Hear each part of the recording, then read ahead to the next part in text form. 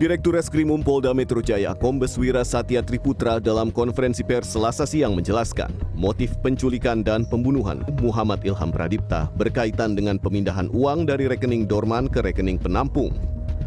Rekening dorman adalah rekening yang tak memiliki aktivitas dalam periode tertentu. Dari 17 tersangka, ada 2 anggota TNI yang terlibat menjadi eksekutor.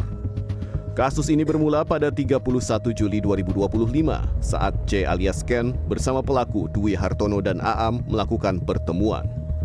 Mereka membahas terkait C yang memiliki info data rekening dorman yang ada di salah satu bank BUMN. Mereka kembali melakukan pertemuan untuk membahas 2 opsi. Pertama, melakukan pemaksaan dengan kekerasan dan ancaman kekerasan, dan setelah itu korban akan dilepaskan. Opsi kedua, melakukan pemaksaan, kemudian melakukan pembunuhan. Dalam rencana ini, C alias Ken, sudah menyiapkan tim IT. Namun, untuk melaksanakan hal tersebut, memerlukan persetujuan ataupun otoritas dari kepala bank. Sehingga pelaku atas nama C alias K mengajak DH untuk mencari kepala cabang ataupun cabang pembantu yang bisa diajak bekerja sama dalam rangka pemindahan uang tersebut dari rekening dorman ke rekening yang telah dipersiapkan.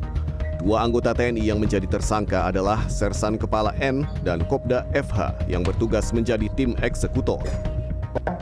Telah memeriksa saksi sebanyak 17 orang dan sudah menetapkan 2 orang tersangka dan melakukan penahanan terhadap 2 orang tersangka tersebut atas nama Sersan Kepala N dan Kopral 2F.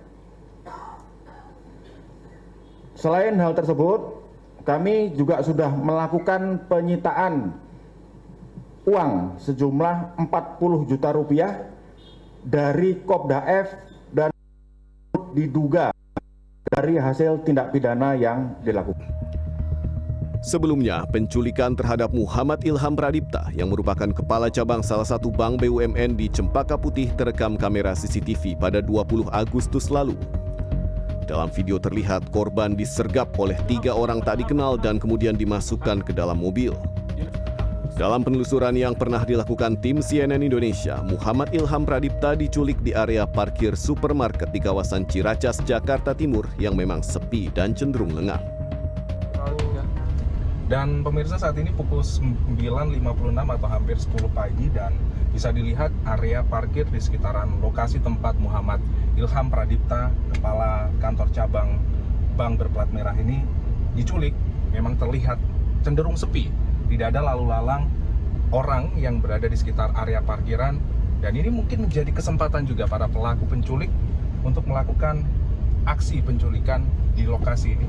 Dan memang beberapa informasi yang kami himpun, mereka sudah melakukan pengintaian dan akhirnya melakukan eksekusi penculikan untuk dibawa menuju ke lokasi yang lain.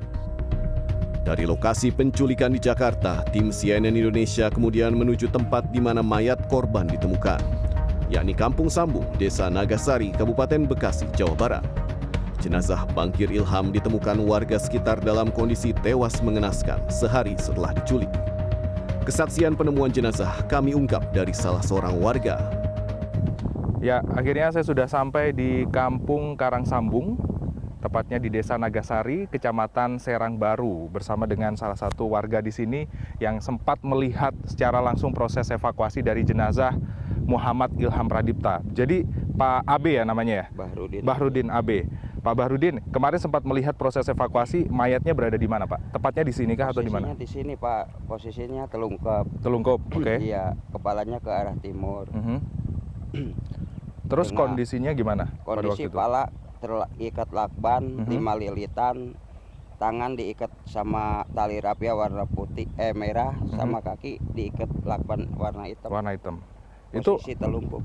Itu posisi tertelungkup ke arah sana. Setelah itu penemuan pertama itu Pak AB sendiri atau ada yang lain? Yang pertama nemuin Pak Adi yang mau Pak Adi, gembala oke. sapi. Oke, setelah itu dilaporkan ke pihak ketua RT atau bagaimana? Yang pertama nemuin Pak Adi, Mhm. cuman saya dikasih tahu, saya sama si Nasim Komarudin sama si Adot saya kesini bertiga. Oke, berarti langsung pada datang ke sini melihat langsung kondisi korban seperti apa pada waktu itu. Tapi dari kondisi fisik korban tadi Anda menjelaskan ada lilitan lakban, setelah itu juga di tali semacam dari tangan hingga kaki. Itu ada bentuk penganiayaan yang terlihat dari pandangan mata Anda tidak? Ada yang di pas pinggul belah kanan ada bekas kayak tusukan. Tusukan? Sama di leher, di belakang leher nih agak memar, sama belah perut sini belah kiri agak memar juga gitu. Oke, berarti ada memar-memar di beberapa bagian tubuh korban saat ditemukan. Kini 17 tersangka termasuk 2 anggota TNI telah ditahan aparat kepolisian. Keluarga korban berharap para pelaku mendapat hukuman setimpal atas perbuatan mereka. Tim Liputan CNN Indonesia.